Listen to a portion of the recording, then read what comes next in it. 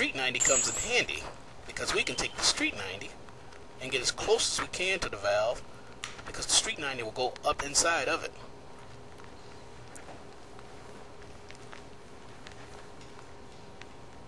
And what I like to do is I always like to kind of just egg shape the pipe just a little, so that it will fit nice and snug up into the valve itself. This way, when I go to position the valve, it'll kind of stay in place.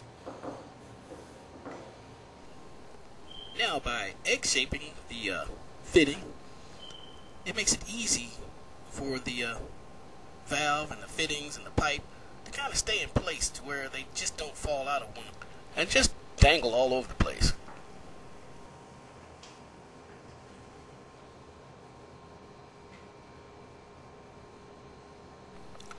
Now that we have the valve in place, now it's time to start rerouting the hot and cold water pipes back up to the tub and shower valve.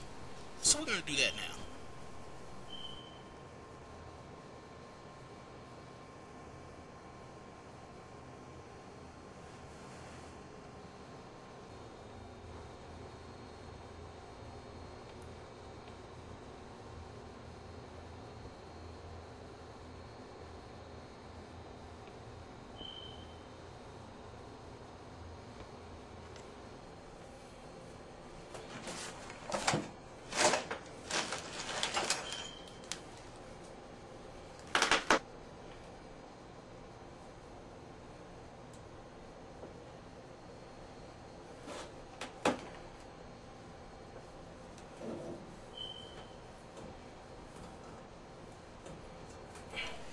Now that we have the tub and shower valve soldered all up and in place, now it's time to add the trim, the tub trim.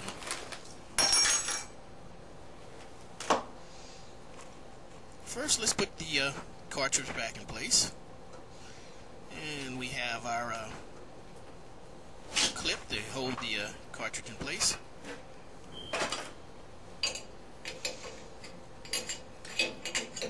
This is one of the escutcheons, part of the trim, the decorative part.